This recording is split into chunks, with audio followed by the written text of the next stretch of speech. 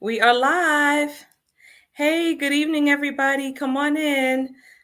We have a treat for you this evening. If you're joining us live, say hi in the comments. Let us know that you're here. If you are joining us on Facebook, we are streaming by way of StreamYard. So you will need to give Facebook permission to show us your name if you want us to know who you are when you comment. If you're watching this on replay, hashtag replay. Okay?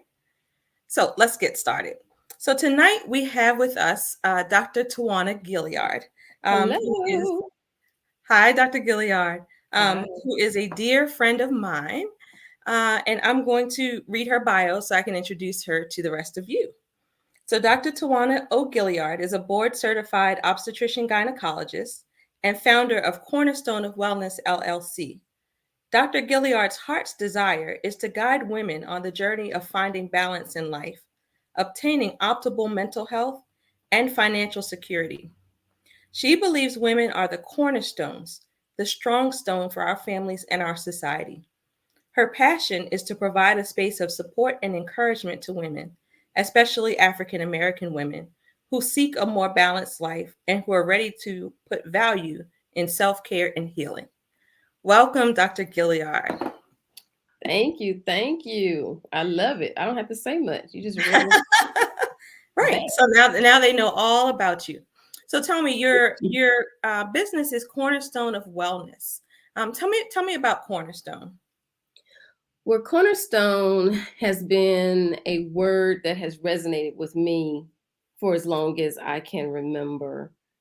Thinking biblically, the cornerstone is like the sure stone that is set when you're making a foundation. So it's the strong stone.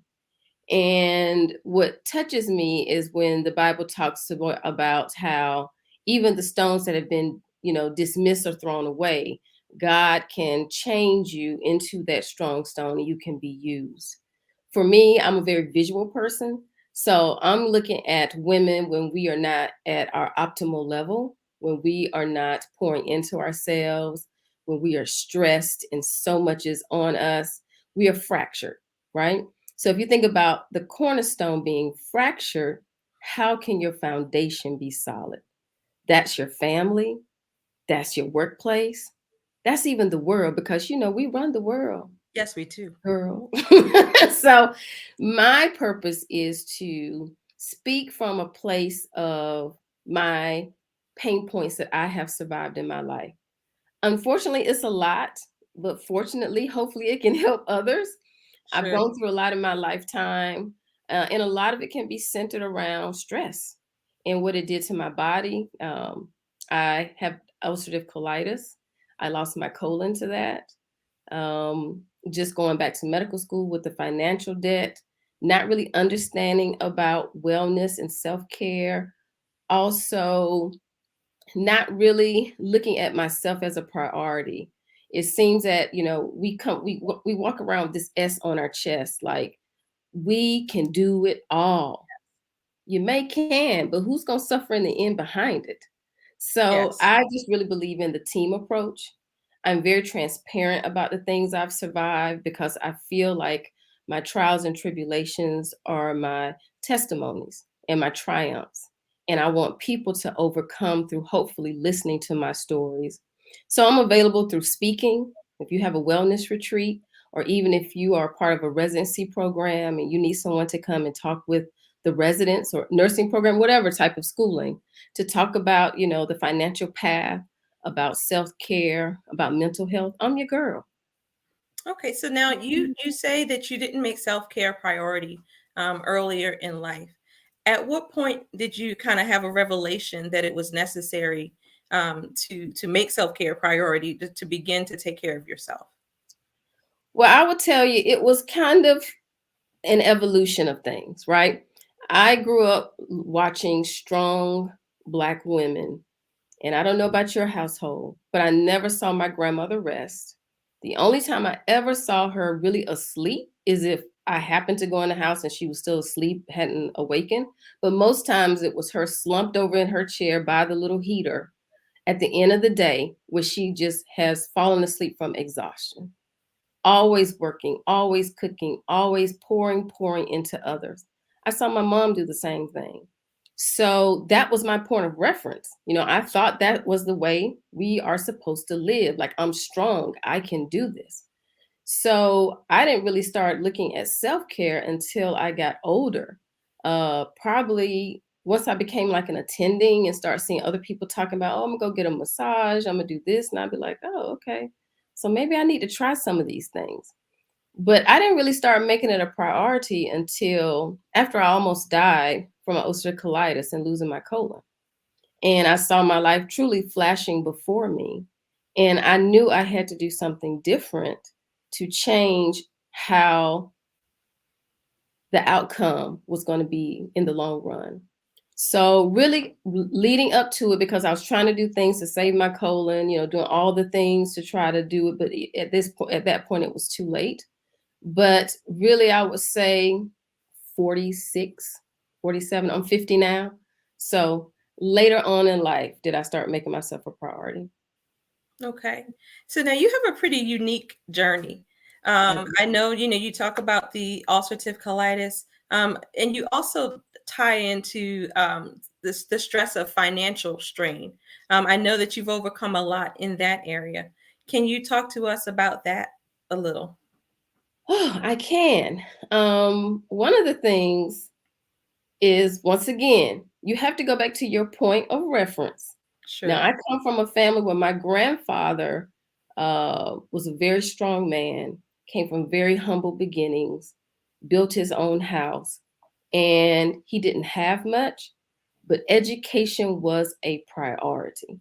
So my mom, my uncles, all of them went to college. But when it came to understanding finances, investing, none of that was a part of my growing up. It was about surviving and having maybe some of the things that you want, but having the things that I always needed. Sure. So I didn't really understand money. So I went to college. That was pretty much on full scholarship. So I didn't really have to worry about it then. Get to medical school, they present you with these financial packets and loans, and I'm like, ooh, I can get my own apartment. I can live on this side of town. So I was getting the max because I'm going to be a doctor.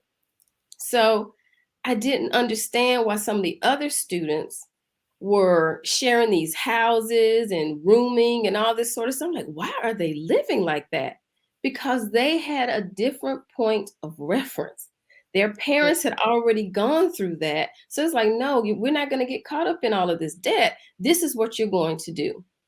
So I didn't have that point of reference. So when I left medical school, I had a large amount of debt. And because I had to stay an additional year or so because I failed the boards and had some issues with my mental health, I ended up having more debt than the average student. So when I got out, went to residency, you just think that everybody has this debt. You'll pay it off when you become an attending. And you start listening to older attendings telling you, don't worry about it. They'll wait till you become an attending. So I wasn't paying like my payments on my student loans. It was bad. So I was a chief resident and I went to look at a car because you like, I'm about to be done. I'm OBGYN, fourth year. It's been hard. And this was before they had those 60, 80-hour work weeks. We were humping.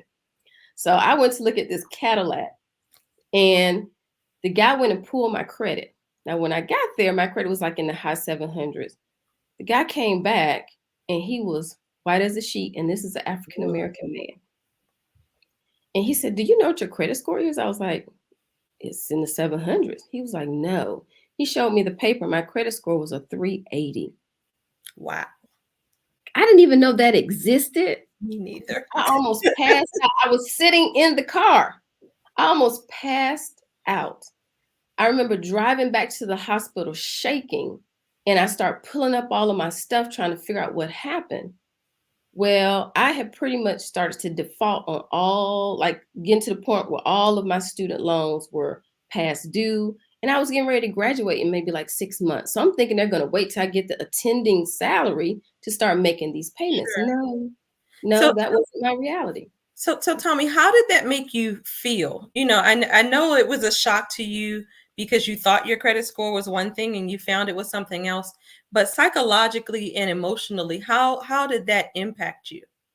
Fear, automatically fear of, oh my gosh, what have I gotten myself into? How do I fix this? Me trembling and just the anxiety of behind everything. And then as a resident, I couldn't really function well because at that point I'm worried about all of this money and what am I going to do to try to fix this? And when I pulled up my Sally Mae account, like do do do do do do do do do, like I mean, it was just bad. And so I got someone on the phone and actually they talked to me about consolidating it to try to help me to try to get on a better path. But at this point, all of these penalties have been mounted on that. And then some of the private loans that I had from medical school, they had the federal government coming after me. They were snatching any type of refund check I was getting. I had all kind of people calling me. It was years after, and it's only been maybe about 10 years since I don't have PTSD from when I get a phone call from an unknown number.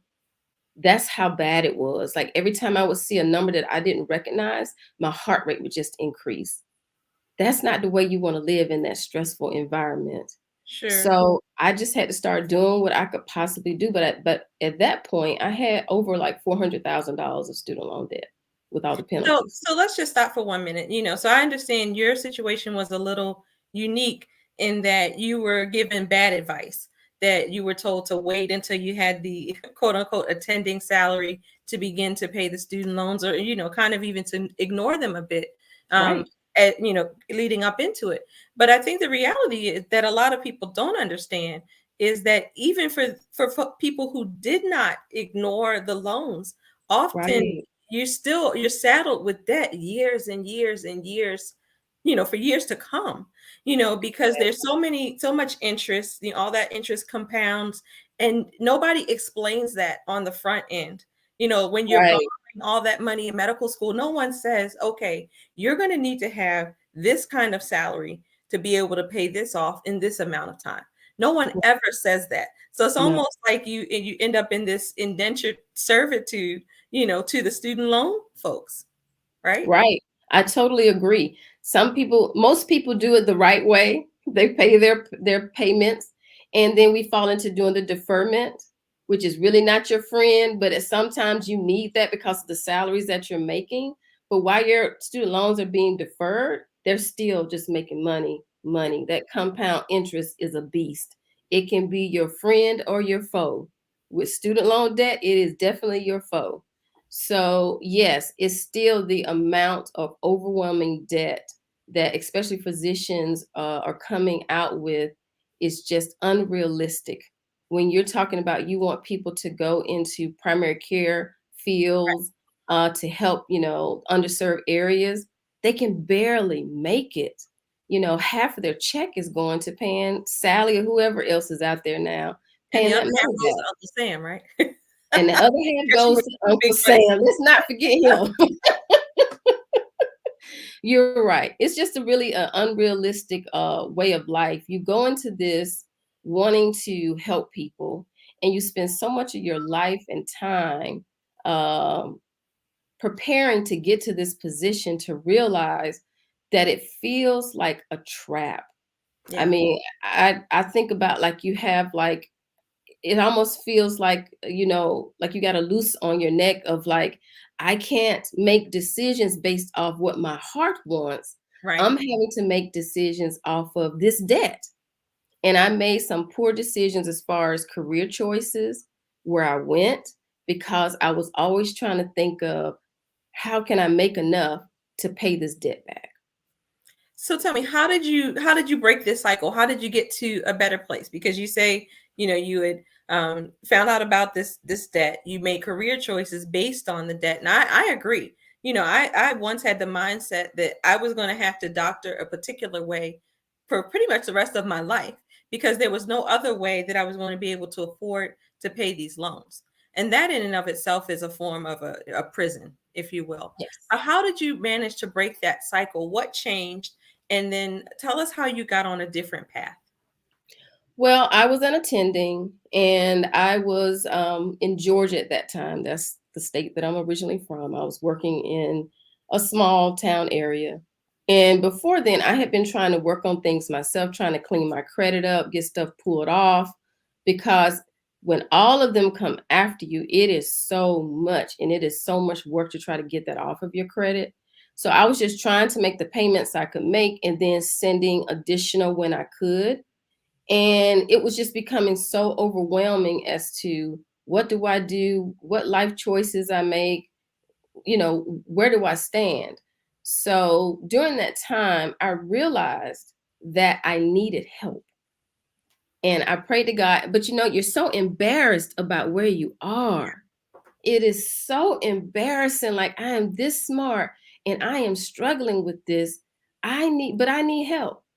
And he said, he released me from that. And so I can remember going to a bank, and I went, it was the president of that bank.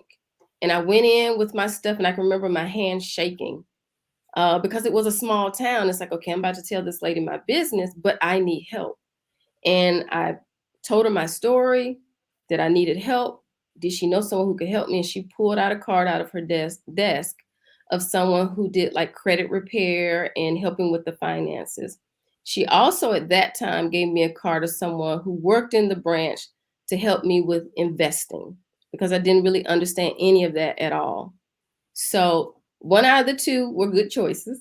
Okay. Um, the young lady really helped to clean stuff off, took that off of my plate. I tell people that was the best $425 I ever invested in my life, because that's all I paid for her service for that full year. The person she recommended me to for the investing part, not so much. He was a man, or of course he was a man, and in the end, I realized he didn't really see me for my value. So I went in and told him what I wanted. I didn't have much to give him. I think at that point, and when I say not much, when you look at the amount of salaries that we make, I think I had about $20,000 sitting in a savings account, which is like the worst thing in the world. And I gave it to him to invest for me. At the end of the year, the $20,000 was still $20,000 because he just set it in a money account. He didn't do anything with it. So it's almost like he didn't even value what I was trying to do. And because of my lack of knowledge, it was another year wasted. So now I caught something in there. So you began investing and thinking about the future even while you still had all of this debt. I did. Okay. I did. And that's for me, that was important. Everybody's journey is different.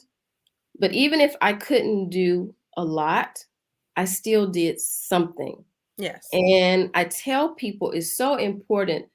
Don't, belittle the small beginnings. Like I said, compound interest can be your friend or your foe. But if you just put a little bit in and you stay consistent with it, it will grow. So they have like these calculators online. You can get everything online. Yes. And I just did a simple formula because I love looking at compound interest. And I just said, if you put $500 into, just say, even um, an account, and I won't say a money market, but mutual funds. Mutual funds usually earn around maybe average 6, 7, maybe 8%. So on average, if you're looking at stocks, maybe 8% average over 10 years. So if you put $500 in and you put in $50 a month for 10 years, you will get around $9,771.40. If you were to take that same amount of money and just sat it in savings account, money market accounts are the same at this point. They used to, you could earn about 3%, but they're just the same as a savings account. It's going to be like $6,500. I'll take that extra Right. $3,000. Sure. Thank you. Absolutely. So $50, $500 initial investment, $50 a month. You go to Starbucks 3 times, that's $50 right there. You buy Yes. for Yes. yourself, for your child, or your husband. So I just started small, and I just continued to work. And what I realized is that a team is necessary. I know a lot about finances, but I am not a financial advisor, and I will never try to hold that role. I did a couple of things on my own, but all of my major accounts, I have a certified financial advisor. How I found him, asking the questions. I got an accountant. I went to him and I told him the story, what happened with the bank. He referred me to someone else. And that was almost 15 years ago. And I'm still with Britt because he works, internationally, nationally. So I have not moved from him. When you find someone who does what you need them to do, who are open to teaching you, and who make you money, Yes. who you want on your team. So I found him. He was a good fit. And that's who I'm still with today. Okay. So Yep. let's back up a little bit. So Okay. um you began the journey, you started to invest. How did you get out of all of that debt though? Because you haven't told us that part yet. You told us that you Okay. started investing, that you went in the bank and you said, "Look, I need help." But Right. how did you actually get out of this debt? Now, I will tell you what worked for me because I am someone who needs mental wins along with financial wins. I use the snowball effect. In the midst of all these crazy people calling me, I can remember time I would pick up the phone, this one guy was so mean to me, always threatening to do this and that. I used the snowball effect. So whatever minimal payments I had to make to everybody, because at that time it was a lot of people. My medical school, they had shut down. They wouldn't release my transcript. I mean, it was bad, people. It was bad. Like me trying to get another job, I'm having to beg them to get a transcript. And I'm just like, if you don't give me the transcript, I can't work and I can't pay you. Please release the Yeah. transcript. I am sending payments. And I found favor with somebody in the registrar's office at the medical school, and she released it, but the guy in finance wouldn't release it. But I just started sending the minimum to certain people who I had to pay. I would find the smallest loan out of all the ones that I owed, because some of them you couldn't consolidate. Like the private ones, you couldn't consolidate those. So you just had to pay those individually. And as long as they were out there, they were still accruing penalties. I would pay that one off. So it may be a loan that would say $2,300. I would get that one. That was a win for me. Even though I had 400,000, the small things were a win. So I just kept doing that. So pay that one off, another $5,000 loan, pay that off. And that's how I just continued to pay and pay. And I would do it with whatever access that I had. Now, I made decisions on how I lived. I didn't come from, these very expensive beginnings. I come from a very humble family. Like I said, I had what I needed, not always what I wanted. And so it was okay for me to not jump so big to live like an attending. You get caught up into this. Well, I've earned this. I did. I jumped out there, got the BMW and did all this stuff. But then when I realized what was important, I had to do a self-reflection of what was important for me. And getting rid of the debt was important for me. I got rid of the BMW. I went back to a Honda. And I still have that one of those Hondas right to this day, my '06 Honda, my baby. And so I would just make some sacrifices. Like I didn't go on the extravagant trips. I still did trips. I just couldn't go. I didn't want to do that. So that extra money was important to me to pay off the debt. So I just did the snowball effect. And of course, as you pay certain amounts off, you have more to put toward another amount. But on the other end, I was still putting small amounts and investing, and that was growing. Okay. But it took 10 plus years for me to pay that off. That was good. That was the next question. Yes, it took about 10 plus years for me to pay it off. I have this book. It's old now, but Susie Orman. I got this book years ago, right after residency. And I can remember writing in here like dreams of what I wanted to do and all these things. So I go back and I look at these. And it's a very simple book. I mean, you have so many people out there, but it was very simple, like a guideline. And so through that book, I learned a lot of things about what I should be looking at, the questions to ask. So I didn't look so dumb when I came to the table. So educating yourself is very important. So about 10 plus years, I prayed about it, and that's what the time frame God gave me. Now, at the end of the 10 years, I had gone through a divorce, and I was afraid to pay it off because I was a single mom at the time. But I felt like I would be blessed in keeping my commitment. So my last payment for my student loans was $57,000. Wow. Now, my financial advisor wouldn't have agreed. Well, he didn't really agree. I mean, he told me the pros and cons of me doing that, because by this time I had gotten rid of all the private stuff. I was just paying off my consolidated Sallie Mae loans. And so it was like 4%. He was like, well, you're earning more than what you're paying. But for me, it was a mental thing. I needed the mental release from that, Sure. because it's like you live in a state of scarcity and just this fear of, what if something happens? Then what if I have all of this debt? So I paid it off. So how is so okay, so the debt is gone. Hmm. You've made good investments at this I point. have. So how psychologically, emotionally does that feel? We talked about what it felt like before, with all of the debt. We talked about that Yes. fear and the palpitations when the phone rang and you didn't know the Yes. number. Tell me how you feel today. How I feel today. Now, I will tell you, ladies, it is a work, because you get trapped in this place of scarcity mindset that, even though, and this is not me bragging by any means, I am debt free. After I paid off my student loans, I paid off my mom's house and my house. My car's a '06 Honda. We still rolling. Okay. So I don't have any debt with that. And with my investing, I'm a millionaire. I am not bragging. But even with me having that security, I still have to fight that scarcity mindset and to free myself, because it tries to come back. It's those internal, arguments and discussions about, well, well, this could happen, well, this could happen. But most days I feel free.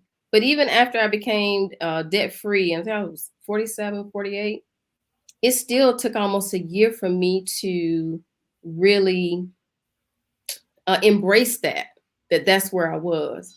But it is so freeing, because and I'm not trying to be ugly on the live, but two peas in a bucket. That's the kind of way I felt about work at that point. Because once you get that free, you can make some smarter decisions Yes. on your life and your passions. So once I became debt free, I started working part time.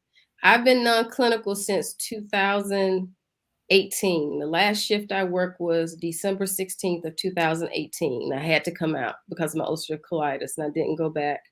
So I work non-clinical now as a medical director with a large insurance company. That's where I met Sharita. And so, because I have so many other passions and desires in my life, it just freed me up to feel like I can do this now. Like, we can live with just this. Oh, and my husband, we got remarried. That's a whole nother story. That's a whole nother ministry right there. So, my husband was like, okay, whatever you want to do. So that's when I truly created Cornerstone of Wellness. So then having that financial freedom allowed you to make different choices. Yeah. It gave you the ability, it empowered you really to Yes. be able to live out your passions and your dreams and to pursue things that matter to you. So while you may not be taking care of patients in an exam room, you're Right. still caring for people. I am. Yeah, I think I that's am. I think that's wonderful. Right. And I really look at it as a ministry. I was talking to my husband today, because along with me being available for speaking, I also form events for women of color, for African American women, Black women, because if you look at the statistics, the disparity with financial knowledge and well being is at an all time low. In my population of women who look like me.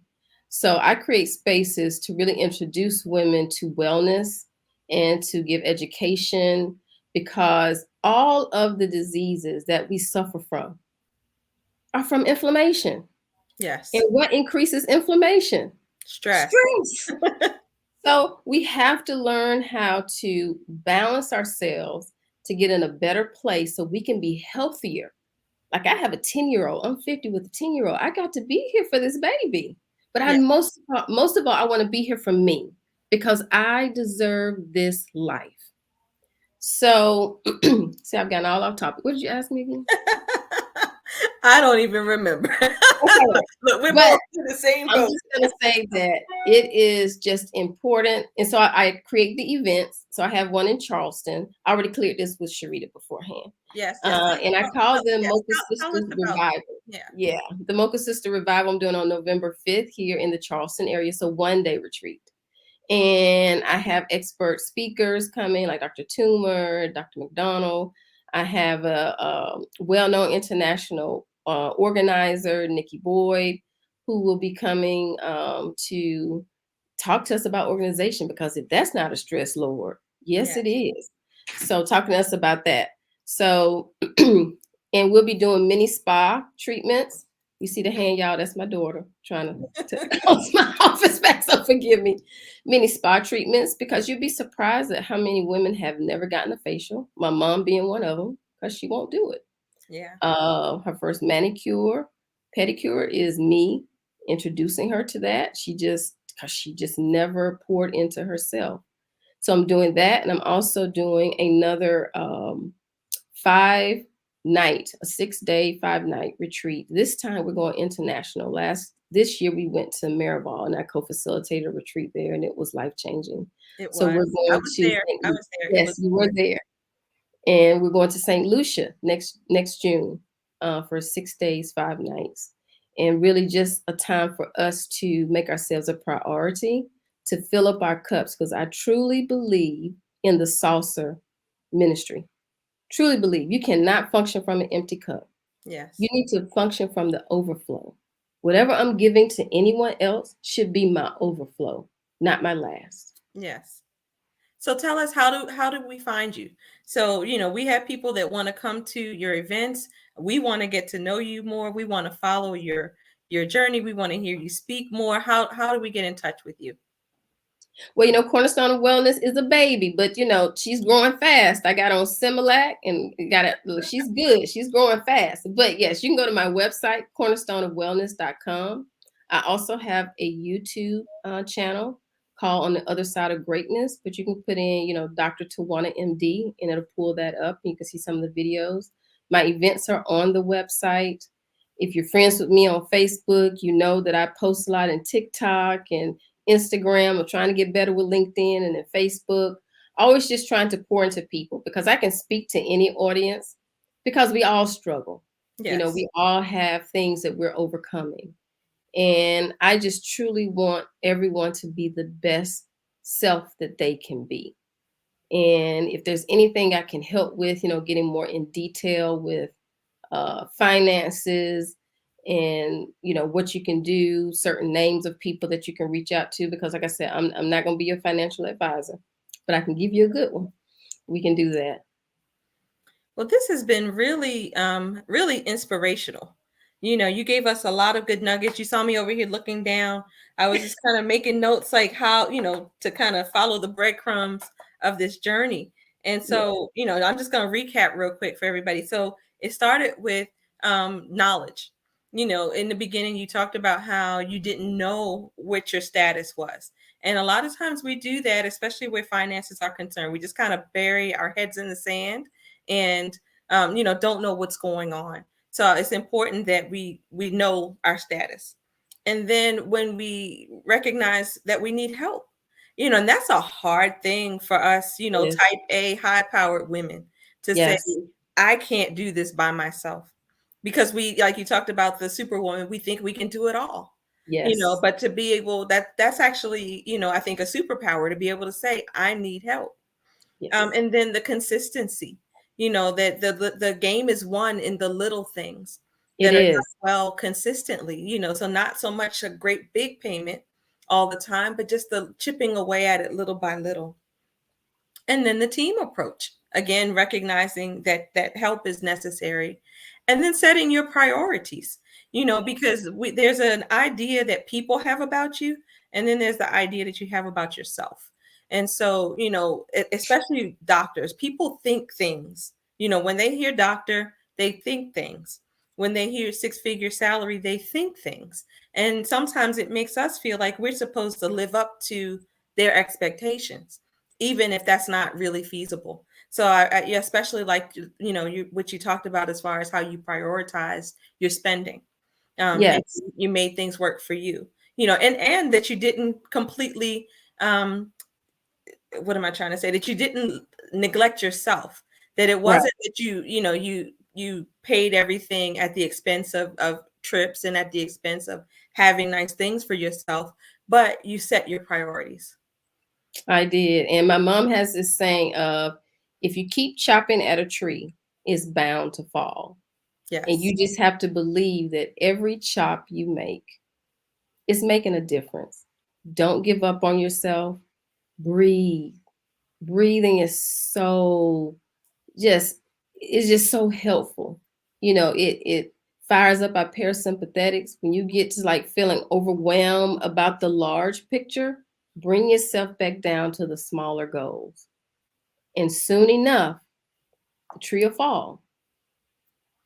Well, thank you very much. I'm so glad that your tree fell and that now Me you're too, because that thing is big. able to pour into the rest of us. And I'm so excited to see what Cornerstone becomes. I'm excited to stand by and watch this baby grow.